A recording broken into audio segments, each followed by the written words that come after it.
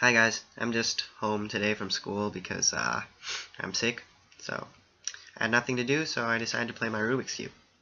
And I had this pretty cool idea to try uploading a video of me playing the Rubik's Cube. And I think I'm pretty good at it. My average time is around 17-18 seconds. And I'm using the CFOP method. I think it's a pretty good method because it's pretty easy to understand for beginners, and it's also pretty easy. Yeah. Good. So I'm just going to mix this randomly.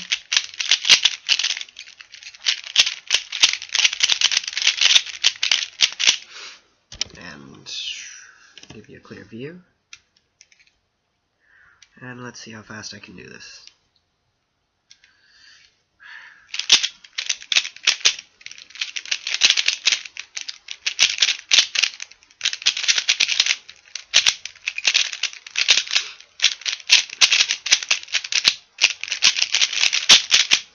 There you go.